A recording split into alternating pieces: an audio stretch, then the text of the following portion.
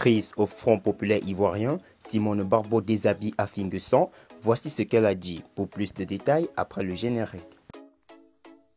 Avant de commencer, n'oubliez pas de vous abonner et d'activer la cloche de notification, car cela va vous permettre de ne plus manquer les prochaines vidéos.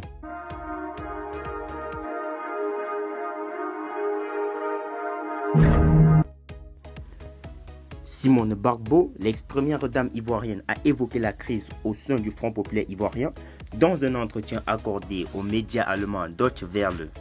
La crise au Front populaire ivoirien est encore loin de connaître son dénouement en dépit des nombreux appels à l'union au sein du parti.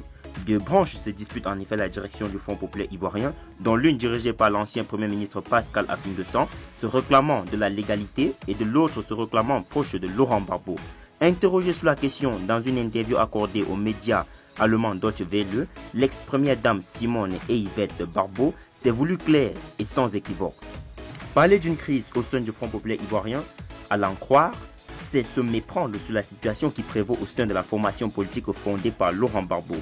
Dans la vie d'un parti, il y a des contradictions qui peuvent éclater, alors on s'assoit, on discute les règles ou alors on éjecte momentanément ou définitivement les éléments de ce corps qui visiblement tente de détruire l'harmonie de l'organisation, explique l'ancienne première dame.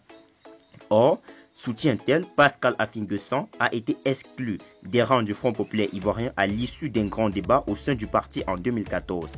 En 2014, il y a eu un grand débat au sein du parti qui a abouti à l'exclusion du Premier ministre Afin de sang. Et quand il est parti avec quelques-uns. Ceux-là aujourd'hui, nous ne les considérons pas comme les membres de notre organisation, a déclaré la deuxième vice-présidente du Front populaire ivoirien. Pour Simone Barbeau, les partis de Laurent Gbagbo et Pascal Afin de sang sont deux organisations qui travaillent distinctement. Pour preuve, dira-t-elle, Afin de sang, qui a été désigné candidat de son parti au scrutin présidentiel du 31 octobre 2020, n'est pas le candidat de la tendance du Front populaire ivoirien dont elle se réclame. C'est son droit d'être candidat à cette élection présidentielle, mais il n'est pas mon candidat, a-t-elle lâché.